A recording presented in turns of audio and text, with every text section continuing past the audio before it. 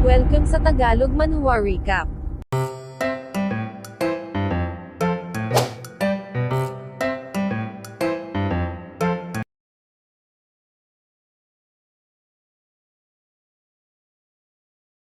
Here it is sambit ng isa sinabi ng isa na hindi niya alam kung alin dito ang babae ba o ang lalaki. Ngunit sinabi lang ng isa na kahit na sino pa man sa mga ito patayin na nila ito bago pa man ito mas stable ang Jindan level. Oo tugon ng isa sabay-sabay na umatake ang lahat, unahin daw nila ang lalaki. Bumaling si Chen Fan pumikit ay si saad niya so ito raw pala ang chi ng mga cultivators. Muling ginamit ang Heavenly Hammer at sa isang suntok lang, ang lahat ng mga cultivators ay nabura. Natigilan si Miss Pan Cool sambit ni Chen Fan gamit ang kapangyarihang ito siya ay makakapaghiganti na sa mga taong nang hamak sa kanya. Nabahala si Miss Pan sa kanyang nasaksihan hindi naman daw siguro siya nito papatayin hindi raw ba. Iyon na ang end ng trade hindi raw ba saad niya kung ganun mauuna na siyang aalis. Subalit sinabi lang ni Chen Fan na ibigay nito sa kanya ang peel. Makikita ang reaksyon ni Miss Pan sinalo ni Chen Fan ang peel, napasabi si Miss Pan sa kanyang isip na pagbabayaran nito ang bagay na ito. Tama ka pangising sambit ni Chen Fan umano'y habang siya ay lumalakas, dumarami rin ang kanyang nalalaman at sa ngayon, masasabi niya na kung anong grade ang mga pills na ito sa pamamagitan lang ng halimuyak ng mga ito. Gayunpaman sa ngayon siya ay wala pa ring alam patungkol sa effects ng mga ito, lumalabas na mukhang kailangan niya pa itong pagtrabahuan. Iniabot ang supot ng pills na siyang ipinagtaka ni Miss Pan ano ibibigay nito ang bagay na ito sa kanya, syempre tugon ni Chen Fan sila ay nagkaroon ng deal hindi raw ba, right tugon ni Miss Pan sabay tanggap sa pills. Idinagdag ni Chen Fan na mukhang maraming mga tao pa ang paparating kung ganun gagamitin niya ang mga ito bilang mga target practice. Kung gusto nitong umalis mas maiging ngayon na nito gawin at ito ay mag-iingat ngunit sinabi lang ni Miss Pan na sa tingin niya ang pinakaligtas na lugar sa sandaling ito ay sa tabi nito. O ganoon ba tugon ni Chen Fan kung ganun ano raw ba kaya kung magsagawa sila ng isa pang trade, nagtanong si Miss Pan kung ano ito. Sinabi ni Chen Fan na sa ngayon ang tanging alam niya lang ay ang first stroke ng 36 strokes of true martial arts kaya maaari daw ba siya nitong tulungang matutunan yung iba, bilang kapalit maaari nitong makuha ang anumang pag-aari ng mga nar itong patay na katawan. Hahatugon ni Miss Pan siya ay hindi magaling pagdating sa mga fist techniques ngunit still maaari niya pa rin itong mabigyan ng gabay, thus nagkaroon na nga ng deal ang dalawa. Mula doon ay binigyan ng gabay ni Miss Pan si Chen Fan na siyang naging dahilan upang matutunan nito ang ilang moves ng 36 strokes of true martial arts na siyang ginamit ni Chen Fan upang patumbahin ang mga dumating na mga kalaban. Not bad saad ni Miss Pan ito raw ay nag-i-improve ng husto, sumagot si Chen Fan na mukhang talaga raw palang ang 36 strokes of true martial arts ay napakamakapangyarihan, nagawa niyang matalo ang lahat ng kalaban gamit lang ang unang 3 strokes. Kinuha ni Miss Pan ang mga pag-aari ng mga tinalo ni Chen Fan at nagsabing iyon ay dahil sa mayroon na itong golden core ngayon na nangangahulugang ito ay hamak na mas malakas kaysa sa karamihan sa mga narito. Inihagis niya ang isang bagay patungo kay Chen Fan na agad naman itong sinalo at nagtanong kung ano ito. Sumagot si Miss Pan na ito ay isang storage ring ito ay low grade ngunit iyon ay nangangahulugan lang ding madali niya lang itong marerefine kaya patakan niya na raw ito ng dugo at mag-establish ng connection. Wow sambit ni Chen Fan ngayon mas nararamdaman niya na wrong siya ay nasa cultivation world, makikita ang reaksyon ni Miss Pan paanong nangyaring ito raw ay mas excited pa sa bagay na ito kaysa sa naging pag-advance nito. Nagtanong si Chen Fan kung bakit nito ibinigay ang bagay na ito sa kanya bakit hindi niya raw ba ito gagamitin, ngunit nagabot lang ng isang pill si Miss Pan at nagsabing ito ay isang supreme grade spirit consolidating pill. Idinagdag na wag na itong mag-alala pa patungkol sa kanya, mayroon siyang sariling paraan sa pag-store ng mga items. Alright umano'y sa guidance niya nagawa na nitong matutunan ang unang 3 strokes ng 36 strokes of true martial arts kaya ito na ang bahala sa iba, mauuna na siyang umalis. Ano tugon ni Chen Fan talaga raw bang ito ay aalis na, sumagot si Miss Pan na wag nitong kalimutang ang lugar na ito ay isang stage upang pumatay, isa lang sa kanila ang maaaring matira. Kung kaya ito ay magsumikap na makasurvive, at manalangging hindi nila haharapin ang isa't isa at tuluyan nang umalis si Miss Pan. That's right, saad ni Chen Fan, kailangan nilang magpatuloy na mabuhay. Lumapit sa isang bangkay upang kunin ang suot nitong damit at nagsimula ng humakbang paalis. Idinagdag na wala ng point upang magtago ngayong siya ay mas malakas na, ang pag-atake ay ang siyang pinakamabisang paraan upang protektahan ang kanyang sarili. Ilang sandali pa ay may nakita siyang bangkay. Hasaad niya tiyak na, lumingon sa gilid kung saan nakakita siya ng ilang mga kabahayan, nang bigla na lang bumigay ang tinatap o kanyang sahig, siya ay nahulog sa isang trap.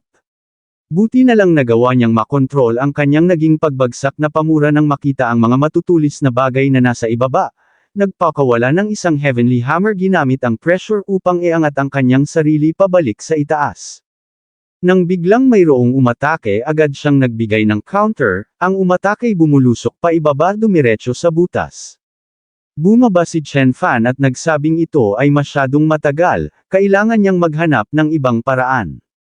Ipinikit ang kanyang mga mata, kailangan niya kailangan niyang i-recall yung naramdaman niya nung siya ay nagkaroon ng enlightenment. Inipon ang kanyang enerhiya patungo sa kanyang mga mata, na nangangahulugang ito ay ang unang pagkakataong naisagawa at nagamit ni Chen Fan ang kanyang divine sense. Hahasambit ni Chen Fan oras na raw upang magsimulang mag-hunting. Hasambit ng clone ni Elder Liuer habang nanunood mula sa isang projection, sinasabi nitong ito ay walang pake ngunit ito ay nagtutuon ng atensyon sa taong ito. Ito raw ba ay dahil sa ito ay konektado sa Child of Opportunity? Ito raw ay useless gayunpaman? Ngunit sinabi lang ng Immortal Kang Ching na hayaan siya nitong tumulong, papaliitan niya ang field ng ang bagay na ito ay matapos ng mas madali. Hinawakan ng Immortal Kang Ching ang clone ni Elder Liuer sa tenga at nagsabing tumigil na ito sa panunood, pupustan niya ang kanyang buong Netherrealm kung ang batang ito ay hindi makaalis dito ng buhay. Hey, sigaw ni Elder Liuer, umano'y wag nitong kaladkarin ng ganito ang kanyang clone, siya ay isang elder kaya ang pangahas naman daw nito, bitawan siya nito dahil kung hindi ito ay papatayin ng kanyang tunay na katawan. Hahaha, tugon ng Immortal Kang Ching, opo, kagalang-galang na Sixth Elder. Sa kabilang dako ay makikitang tinalo na naman ni Chen Fan ang isa pang cultivator nang bigla siyang may napansin, umano'y mukhang ang maliit na mundong ito ay nagkakaroon ng pagbabago. Nagsitakbuhan ang ibang mga cultivators sa kanilang pagkataranta, nagkumpulan sa isang lugar. Hasaad ng isa na patanong kung ano ang nangyayari, habang sinabi naman ng isa na baka ito na ang final battleground. Lumapit si Chen Fan at nagsabing isa lang sa kanila rito ang makakasurvive at magiging outer disciple ng true martial sect. Nagtanong kung ano ang lugar na ito raw ba ay isang immortal sect, worth it daw ba na isakripisyo nila ang kanilang sariling buhay para lamang sa pwesto. Ano, saad ng isa nagtanong kung minamock ba sila nito, hasaad ng isa kilala niya raw ito yung head killer. Ano, dagdag ng iba, so ito yung kaka-establish lang sa kanyang golden core. At idinagdag naman ng iba pa na sinasabi lang nito ang bagay na ito dahil sa ito ay mayroong kumpiyansang siya ang mananalo. Idiot, sambit ni Miss Pan, umano'y bakit ito nagbibitaw ng mga ganitong klaseng tanong. Sumigaw ang ibang mga cultivators na pagtulungan nila ito at ganoon na nga ang ginawa nila. Hey, teka lang, sambit ni Chen Fan, talaga rong wala siyang alam, sabay pakawala ng isang heavenly hammer, talagang siya raw ay walang alam, makinig ang mga ito sa kanya. Umatake ang isa mula sa likod, fine, dagdag ni Chen Fan, kung ganun ipapanalo niya na lang ito. Tiyak na mayroon din namang magsasabi sa kanya pagkatapos ng lahat ng ito, kaya ang tanging kailangan niya lang gawin sa sandaling ito ay ang patayin ang mga ito. Nagpatuloy ang labanan at maging si Miss Pan ay nakigulo na rin. Sinabi niya na raw sa mga itong ayaw niyang pumatay ng maraming tao sabay lunok sa isang pil, naging invisible. Napasabi sa kanyang isip na although ang invisibility pill na ito ay tatagal lang sa loob ng 15 minuto, ito ay higit na sasapat upang makasurvive siya rito, maaari niya ring puntiryahin yung mga injured na mas malakas kaysa sa kanya. Tumingin kay Chen Fan, well, siya raw ay walang dapat na ipag-alala sa taong ito, at ilang sandali lang ay nagkalat na ang mga bangkay. Maririnig ang paghingal ni Chen Fan nang bigla na lang mayroong isa pang umatake mula sa likod, na pamura gayunpaman ito'y bigla na lang sumabog. Oh, time's up, saad ni Miss Pan, what a coincidence, ikaw, saad ni Chen Fan, sumagot si Miss Pan na talagang sinadya niyang tulungan ito ng pasekreto, hehe, nang bigla na lang bumagsak si Chen Fan na wala ng malay, humakbang palapit ang iba pang mga cultivators. Ano sambit ng matanda, aasikasuhin daw ba muna nila ang mga ito bago nila labanan ang isa't isa? Good idea, tugon ng isa, sure, dagdag ng isa pa at sumigaw na sumugod. Napansin ni Miss Pan ang mga ito, nagsabing ang mga ito ay nakasurvive dahil sa taglay nilang lakas, inaamin niya rong siya ay mahina. Kung kaya sino ang willing na sayangin ang kanilang mga precious cultivation at mga pills pa, sekretong binigyan ng isang pill si Chen Fan at idinagdag na sino ang willing na magsayang ng mga resources upang i-dispatch lang ang isang weakling na tulad niya na nakaabot sa puntong ito. Lumalabas na ang mga pinagsasasabi pa lang ito ni Miss Pan ay isa lamang distraction pa, sekretong nilunok ang isang pill, at nag-release ng matinding energy, binabalak na mag-breakthrough. Ano saad ng isa, ito raw ay nasa innate level lang ng advanced realm, kaya ang puwersahin nito ang kanyang sarili na mag-breakthrough patungo sa Jindan Golden Core level, ito ay magdudulot lang ng pagkawasak sa kanyang foundation. Ano, tugon ni Miss Pan, ano ito raw ba ay isang tanga? Maaari naman daw siyang mag-cultivate uli mula sa simula, iyon ay mas mainam kaysa sa mamatay dito. Sinabi ng matanda na ang talunin ang babaeng ito ay madali lang, ngunit ang patayin ito ay mahirap, ayaw niya nang magsayang pa ng enerhiya. Idinagdag ng isa na marami na siyang napatay na mga cheap na mga babae na tulad nito, ito ay nagiging boring na, hasabat ng isa, tumigil na raw ang mga ito sa pagbibigay ng mga excuse, siya na ang bahala sa isang ito. Hahatugon ni Miss Pan, kung ganun ikagagalak niyang kunin ang buhay ng isang binata. Nagising si Chen Fan at nagsabing kaya niya pang lumaban. Tinalo ni Miss Pan ang isang cultivator, umatake ang isang, ngunit nag-take lang ng isa pang pill si Miss Pan, nag-release ng matinding chi at sumugod. Masama ito, sambit ng lalaki na gawang makapag-cast ng isang protective formation na gawang mabasag ni Miss Pan. Sa kasamaang palad, bumunot ng espada ang lalaki, tinagpas ang dalawang kamay ni Miss Pan sabay slash sa dibdib, bumagsak sa harap mismo ni Chen Fan. Hindi sambit niya, nag-release ng matinding energy na siyang ikinagulantang ng lalaki, napatanong kung ano ang nangyayari. Ang energy na ito, sambit ng babae, ano ito raw ba ay magbi-breakthrough patungo sa nascent soul? Iyon ay imposible, sabat ng matanda, ito raw ay nasa beginner stage pa lang ng Golden Core.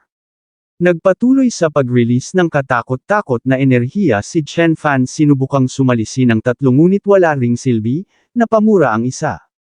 Ano, sambit ng matanda, hihintayin daw ba nilang tuluyan itong maka-breakthrough at patayin sila pagkatapos? Oo, sabat ni Miss Pan, umano'y ito na ang katapusan ng mga ito na siyang ikinainis ng isa, binigyan ng isa pang atake. Iminulat ni Chen Fan ang kanyang mga mata, sa ngayon siya raw ay mayroon ng kakayahang kontrolin ang space na ito. Pinasabog ang ulo ng lalaking umatake kay Miss Pan at isinunod yung babae. Dahan-daang lumapit patungo sa matanda, so saad niya mukhang ito na ang panghuli. Teka lang, tugon ng matanda, magkaroon daw sila ng deal. Magsalita ka, sambit ni Chen Fan, sinabi ng matanda na maaari niyang mailigtas si Miss Pan, maaari niyang mailigtas ang babaeng iyon. Sumagot si Chen Fan, ngunit sinasabi ng rules na isa lang ang maaaring makasurvive. Oo, tugon ng matanda, ngunit siya raw ay mayroong alam na puppet technique. Ang puppet ay hindi isang buhay na nilalang, maaari itong makasurvive kung gagamitin niya ang teknik na iyon. Nagtanong si Chen Fan kung ano ang kailangan nito, sumagot ang matanda na maaari nila itong maipanalo ng magkasama, maaari niya silang gawing puppet at palalayain kapag nakalabas na sila rito.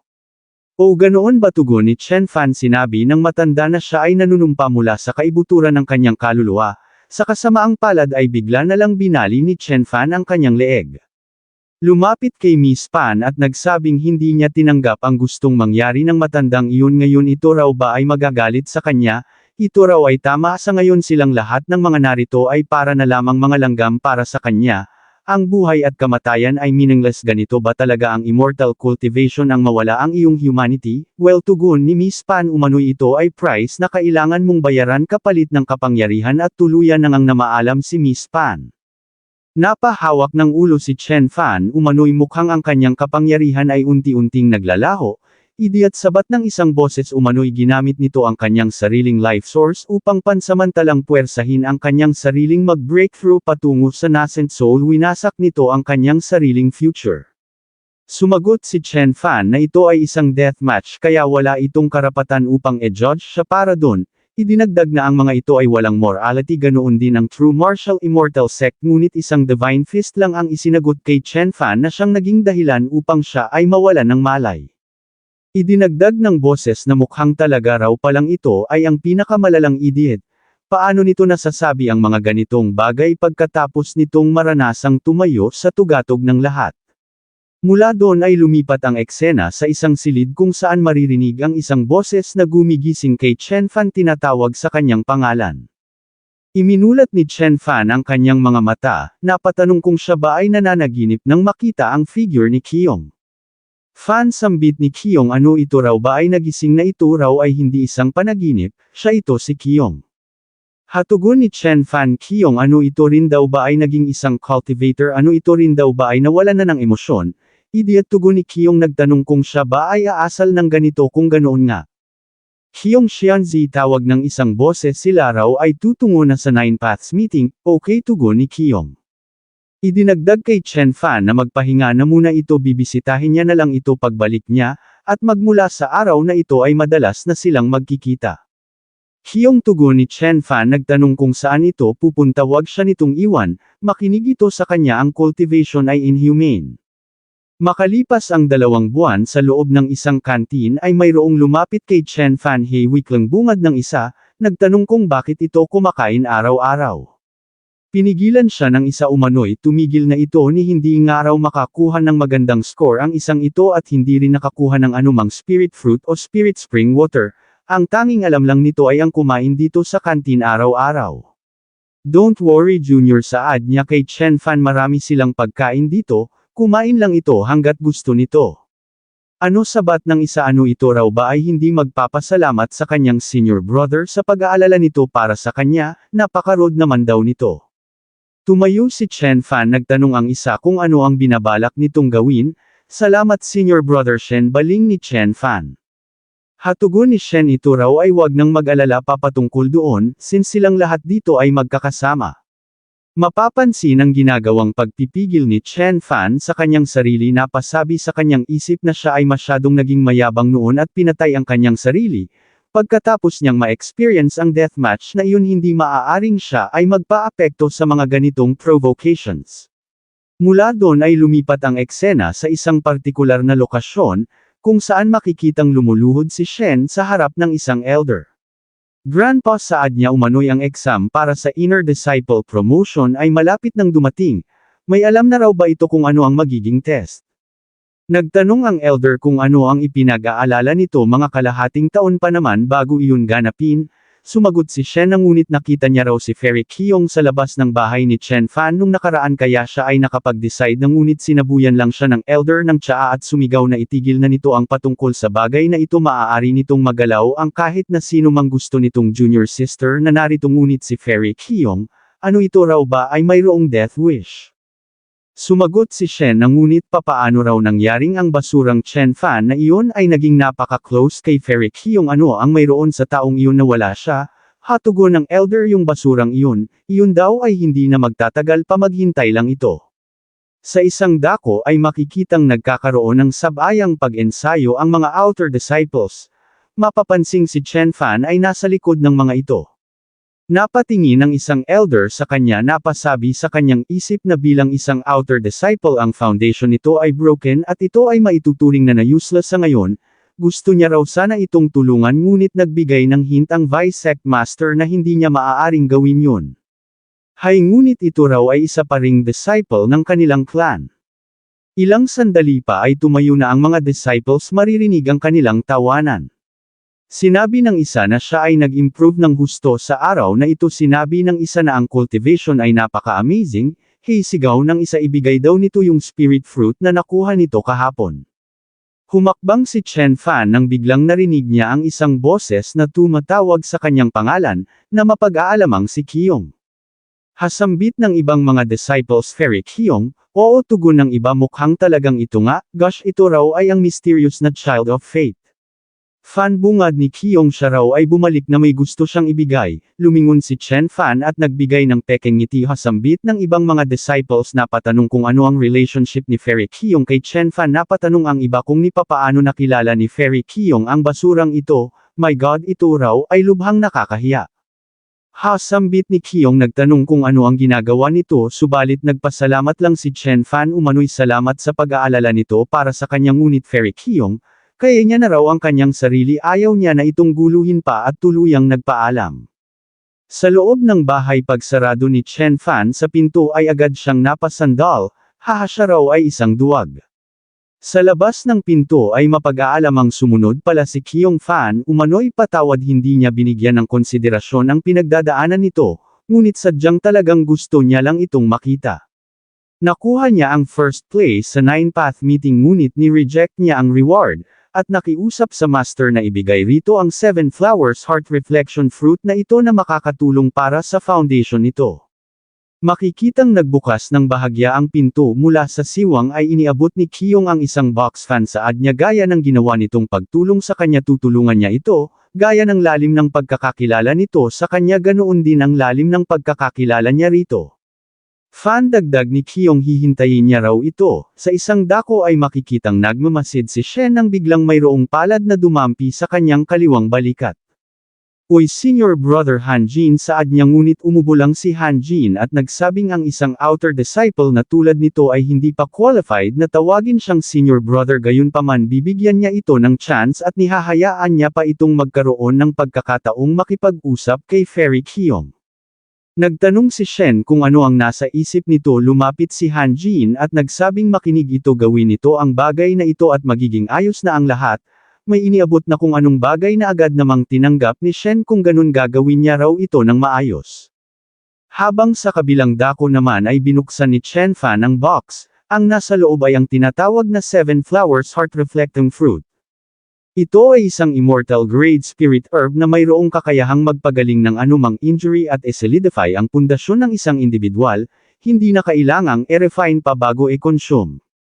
Sinabi ni Chen Fan na although hindi niya alam kung ano yung tinutukoy ni Fang Qiyong na 9 paths meeting still tiyak na mahirap daw na makakuha ng first place doon, si Qiyong ay talagang napaka-amazing.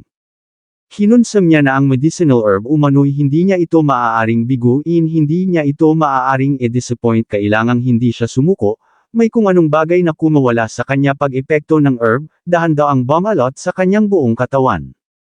Ilang sandali pa ay mayroong pumuslit na mapag-aalamang si Shen na pangisi na pasabi sa kanyang isip na once na nagawa niya na ang bagay na ito. Siya ay makakakuha ng rekomendasyon mula kay Hanjin ang anak ng Vice Sect Master, siya ay tuluyan ng magiging isang inner disciple nang bigla siyang mayroong naramdaman, pagbaling ng shot ay mapapansin ang pagtagos ng isang espada mula sa likod patungo sa kanyang dibdib, bumagsak si Shen naligo sa kanyang sariling dugo at ibinalik ni Qiyong sa kanyang lalagyan ng espada sabay sabing tandaan nito sa kanyang next life, ito ay lumayo mula kay Fan.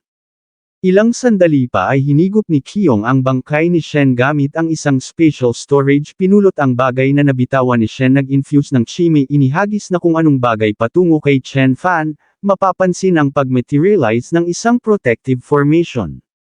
Mula doon ay lumipat ang eksena sa isang silid kung saan inihagis ni Qiyong yung bagay na ibinigay ni Hanjin kay Shen mapapansin ang kanyang pagkabigla Fairy Qiyong saad niya't magsasalita pa sana, ngunit naudlot ng pagsigaw ni Qiyong na wag nitong galawin ang taong iyon.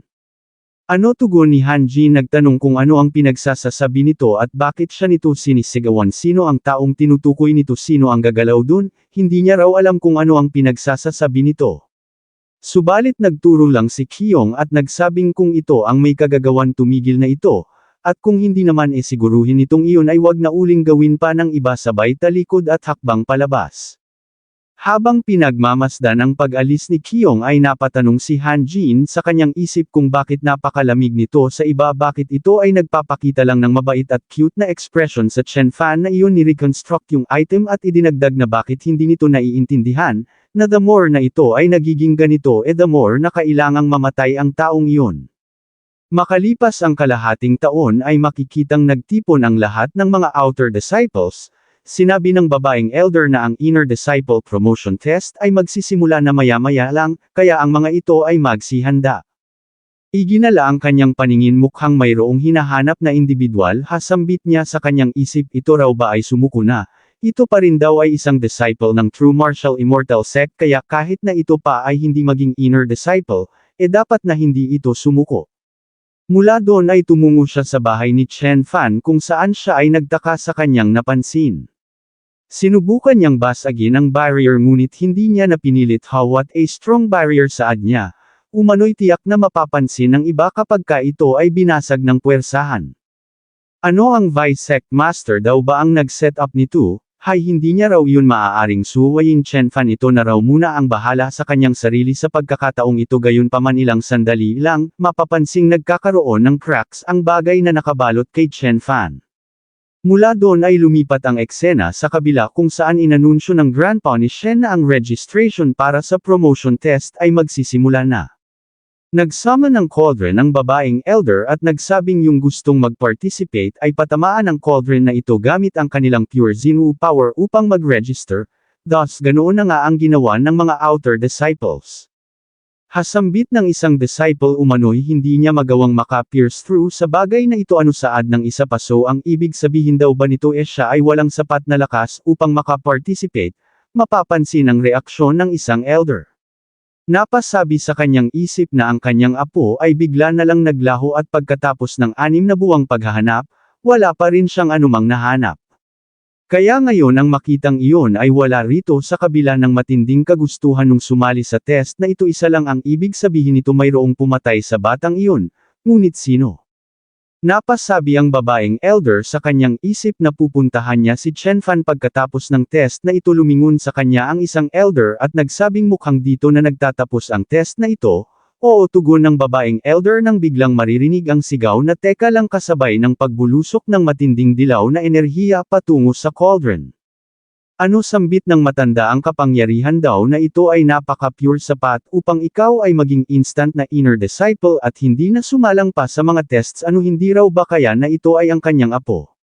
Weird, sambit ng babaeng elder, umano'y pinagmamasdan niya ang lahat ng narito at walang nagtataglay ng ganito katinding kapangyarihan maliban na lang kung maririnig ang yapak ng mga paghakbang na mapag-aalamang nagmula kay Chen Fan.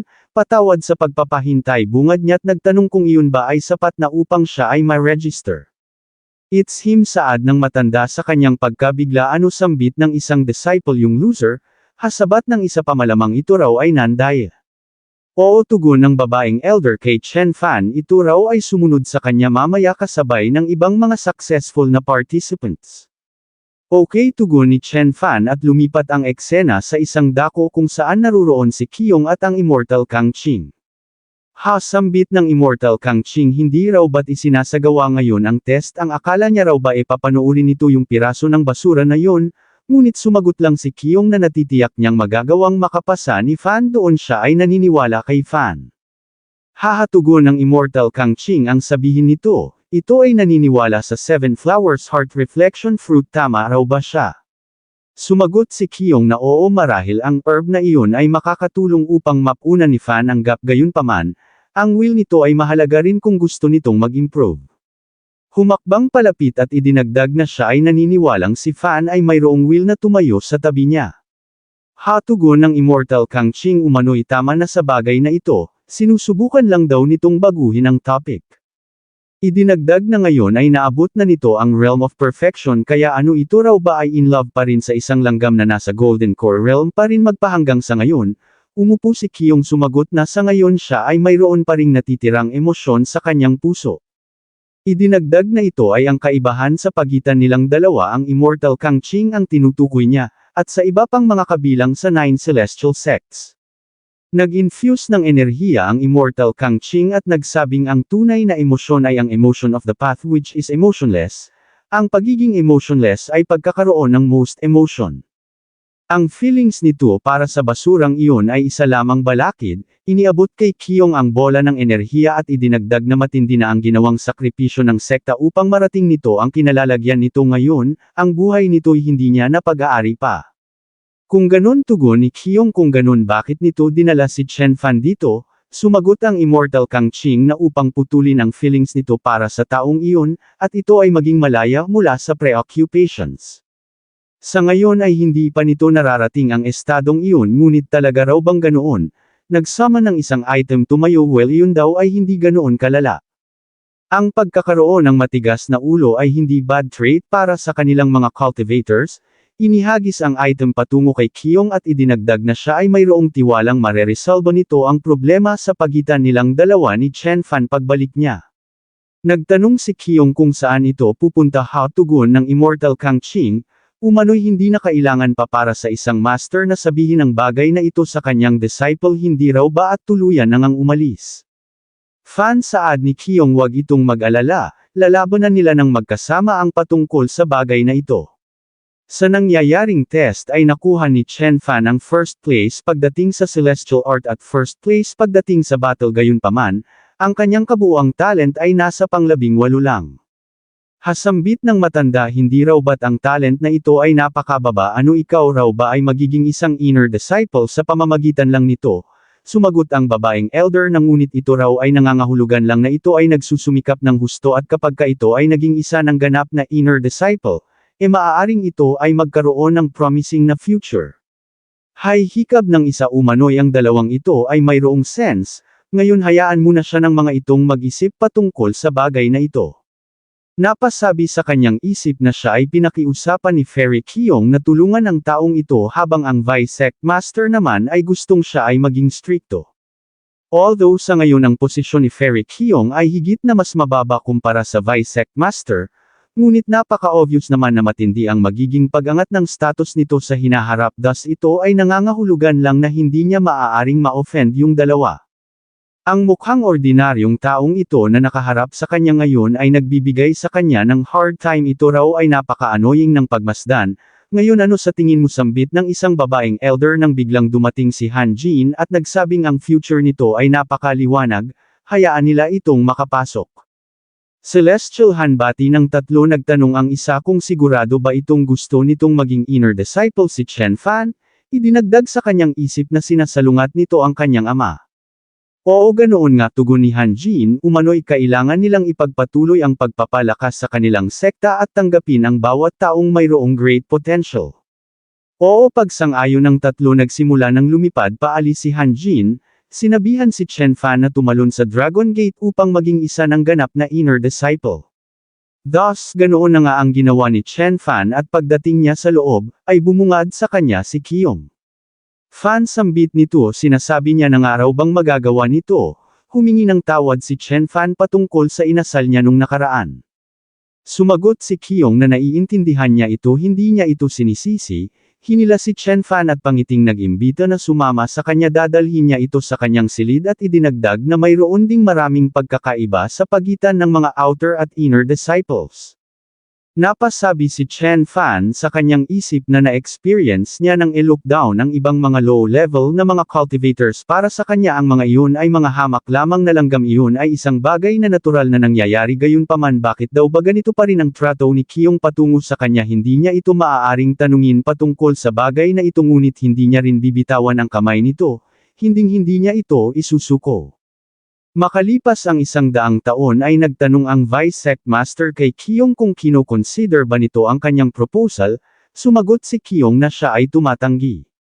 Ngunit tugon ng Vice Sect Master, ngunit kapag ka ito raw ay naging kabiyak ni Han Jin, ma-assure niya na silang dalawa ay parehong magiging elders ng sekta, ang kapangyarihan na makukuha ng mga ito mula sa pagiging elders ng isang sektang kabilang sa 9 na celestial sects ay maglalagay sa kanila sa tugatog ng buong universo. Sumagot si Kyung na siya ay dating mahina at walang options na maaaring pagpilian, kaya ang rason kung bakit siya ay nagsumikap ng husto ay upang siya ay makagawa ng sariling choice para sa kanyang sarili. Vice Sect Master siya raw ay naniniwalang siya ay mayroon ng karapatang gumawa ng sariling desisyon para sa kanyang sarili, ngayon kung kaya sa muli ay sasabihin niya ito, siya ay tumatanggi. Natahimik saglit ang Vice Sect Master, ibinaba ang baso ng kanyang tsaa, nag-imit ng peking ngiti.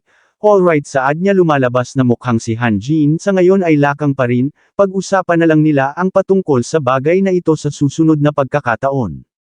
Tumayo at idinagdag na although sa ngayon kung titingnan sa labas peaceful ang 9 Great Celestial Sects, ngunit ang katotohanan ay mayroon ng nangyayaring battle sa pagitan nila.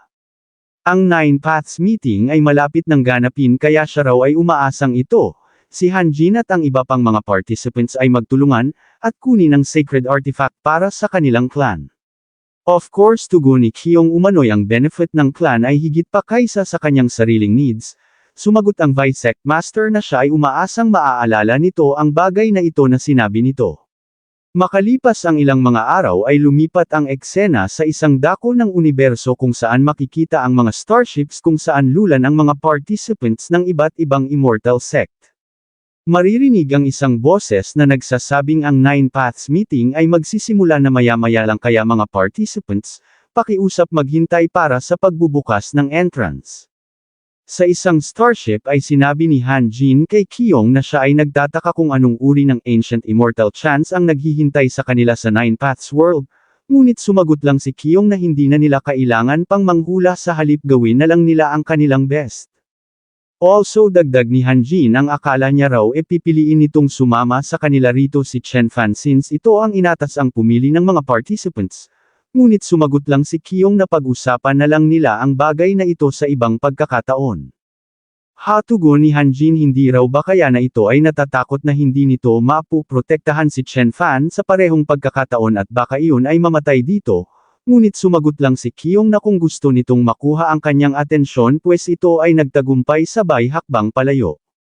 Ito ay isa lamang misunderstanding sambit ni Han Jin at ilang sandali lang ay nagbukas na ang mga entrance.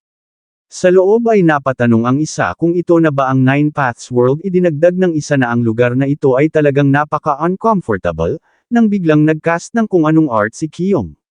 Hay sambit ng iba buti na lang daw at kasama nila rito si Fairy Kyong at sinabi naman ng iba pa na ngayon ay nakakahinga na sila ng maayos.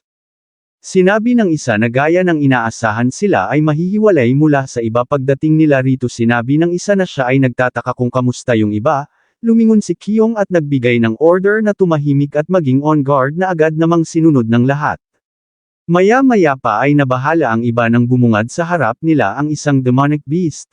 Ngunit sa kabilang banda ay agad na sumugod si Kyong. Nagsabing ang ahas na ito ay hindi ganoon kalakas kaya ito ay sakto lang upang maging target practice nila, hindi na siya ang unang aatake sa pagkakataong ito. Got it sambit ng iba pinagtulungan ng demonic beast, hanggang sa nagawa nila itong matalo. Napaupo ang apat na pahinga ng malalim, nagtanong ang isa kay Kyong kung kamusta ang ginawa nila. Barely possible tugon ni Kyong sabay talikod at nauna ng humakbang, o ganoon ba tugon ng isa't mapapansing hindi niya nagustuhan ang sinabing iyon ni Kyong. Gayunpaman pinakalma siya ng isa nagsabing ang barely possible ay nangangahulugang at least ito ay satisfied sa ginawa nila, isa pa napaka-amazing na raw na nagawa sila nitong ma-acknowledge. Right dugtong ng isa after all narito sila upang mag-train, at sinabi naman ng isa pa na tumungo na sila. Matapos ang ilang sandaling paglalakad ay narating nila ang isang silid kung saan makikita ang presensya ng isang artifact. Look sambit ng isa habang sinabi naman ng isa pa na kakapasok lang nila ay nahanap na nila agad ang treasure. Nagpresenta ang isa na siya na ang kukuha, teka lang pigil ni Kyong. Agad na nagpakawala ng sunod-sunod na finger slash patungo sa artifact binasag, na siyang nagdulot upang lumitaw ang isang entity. Hasambit nito bakit hindi nalinlang ang mga ito ang mga ito, sa pagmumukha ng isa'y mababakas ang pagkabahala na patanong kung ano ito. Sumagot si Kyong na ito ay ang Cloth Spirit, isang nilalang na nag-e-exist sa loob ng Nine Paths World. Ito ay fragment lamang ng isang deity soul mula sa Ancient War, ito ay kumakain ng deity soul ng iba at mahirap na matukoy ang tunay nitong lakas. Nagcast ng protective formation sa apat at idinagdag na ang Cloth Spirit na ito ay mayroong kakayahang lumikha ng ilusyon upang i-hunt ang kanyang prey at since ang mga ito ay hindi ganoon kalakas, ang mga ito ay mako-consume lang ng hindi nila namamalayan kaya siya na ang bahala sa nilalang na ito. Agad na nagcast ng spell sa magkabilang kamay pinag-isa upang mabuo ang Wheel of Sun and Moon, umatakit isang malaking pagsabog ang naganap. Makikita ang reaksyon ng apat what a power sambit ng babae, habang napatanong naman ng isa kung ganito baka makapangyarihan ang isang divine level. Tahimik sigaw ni Kyong maging on guard, ilang sandali pa ay mayroong lumitaw na dalawang nilalang pinagtulungan ng apat ang isa, habang sinolo naman ni Kyong ang isa pa.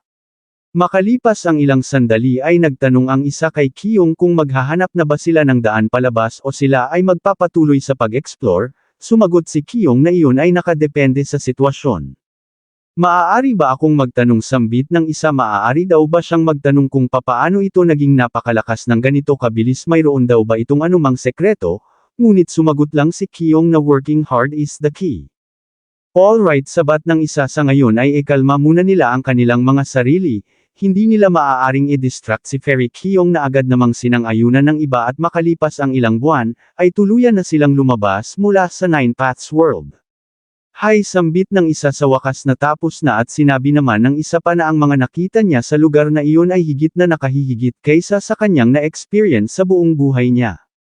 Nagtanong ang babae kay Kyung kung maaari niya ba itong ma-meet ng madalas pagkatapos nito, ngunit sinabi lang ni Kyung na hindi niya alam kung siya ba ay magiging free at nauna nang lumipad patungo sa starship. Alright, sambit ng babae na iintindihan niya raw, siya ay magsusumikap ng husto upang maging kasing lakas nito. Sumalubong si Han Jin kay Kyung nagtanong kung may nakuha ba sila na kung anong bagay sa trip na ito. Sumagot si Kyung na ang nakuha nila ay sapat, ngayon ang kailangan na lang nilang gawin ay ang hintayin ang mga elders para sa resulta. Sinabi ni Han Jin na natitiyak niyang ang kanilang sekta ang magiging top sa pagkakataong ito, ngunit paglapag nila sa starship ay sinabi lang ni Kyung na siya ay magpapahinga na wag siyang i-interrupt ng mga ito, lalabas na lang siya pagsapit ng assessment. Everyone lingon ni Han Jin ang mga ito raw ay magpahinga na rin, maaari silang mag-relax hanggang sa sila ay makabalik na agad namang sinang-ayunan ng ibang, ngunit nagpaiwan yung isang babae. Nagtanong si Han Jin kung may kailangan pa ba ito, sumagot ang babae na salamat dito at mayroon siyang na-confirm na isang bagay at iyon ay sa ito ay hindi sapat para kay Fairy Kyung. Tama raw ba? Hindi ang ibig niya rong sabihin worth it na i-risk niya ang kanyang buhay sa pagsunod kay Fairy Kyung. Sumagot si Han Jin na wag nitong hingin ang mga bagay na hindi nito kayang i-handle. Hindi raw ba nito alam na ang isang langgam na tulad nito ay napakadali lang nadurugan, ngunit mayroong pumipigil sa tugon ng babae sabay lapat ng palad sa dibdib ni Han Jin. Hindi niya raw alam kung ano ang meron, ngunit iniligtas nito ang buhay niya at iyon ay isa sa mga dahilan kung bakit wala itong ginagawa kahit na hinahawakan niya ito ng ganito. Tumalikod at nagsimulang humakbang paalis, nagpasalamat sa umano'y pag-take care nito sa kanya, siya ay magpapahinga na rin. Napatiklop ng kamao si Han Jin, personal niya raw itong pagpupunit-punitan, talagang gagawin niya yon. Mula doon ay lumipat ang eksena sa quarters ng True Martial Immortal Sect, partikular sa kinaroroonan ni Chen Fan, kung saan makikita ang pagdating ni Kyung. I'm back, bungad niya. Na-miss daw ba siya nito nung sandaling wala siya? Idinagdag na sa muli ay nakuha niya na naman ang first place sa Nine Paths meeting. Mahuhulaan daw ba nito kung ano ang surpresang dala niya?